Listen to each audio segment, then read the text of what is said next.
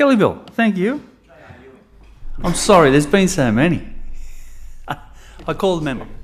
Mr. Speaker, I rise to make a contribution on the Equality Bill, and can I say from the outset that it is certainly not based on any unequal observations that I may have of people, because I was raised by a family who taught me and instilled in me the principles of respect on behalf of everybody, regardless of race, regardless of religion, gender, the colour of their skin.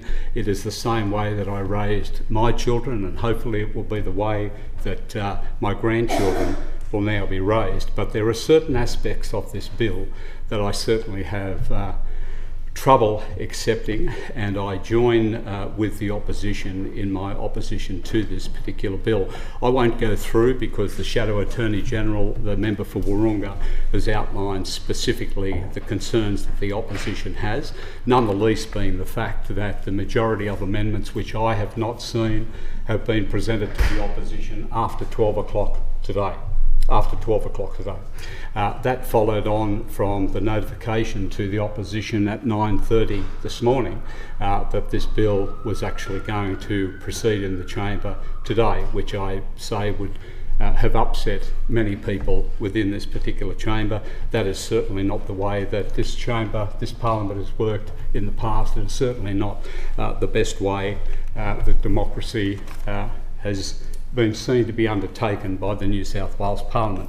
But Mr. Speaker, more specifically to the point, I have an issue with one particular aspect of the bill, and that is the enabling of a person, predominantly a man, who has been born with male genitalia, who can, after the passage of this legislation, merely request that their name be changed from a male name on their birth certificate to a female name, and then assumed to be identified as a female, can have full access to private women's areas, including private women's toilets, children's toilets, girls' toilets, private women's spas,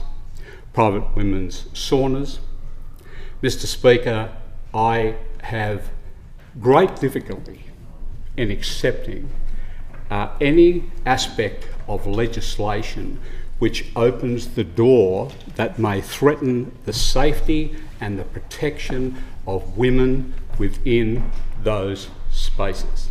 And Mr. Speaker, to suggest that nobody would take the opportunity to change their name to give them access to those particular areas is like saying that we will never have another murder in this state, that we will never ever have another rape in this state. And I am not in any way joining those two together, but I'm saying that there are people that will exploit this loophole, and it is on behalf of that loophole that I have great fear for the safety and the protection of not only members of my family, but the women of New South Wales, who make up half of the population of New South Wales.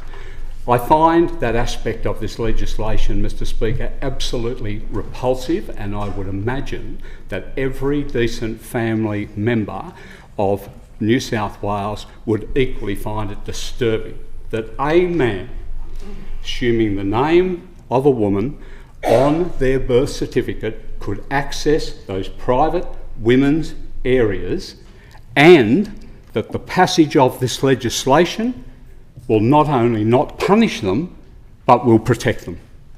Will protect them. And that I have a severe problem accepting, and it is that for that reason that I will be opposing the bill. And can I just end off by saying this, Mr. Speaker? One person who was such an ardent opponent of any infringement of women's areas like women's toilets, etc., was my favourite Premier, Gladys Berejiklian.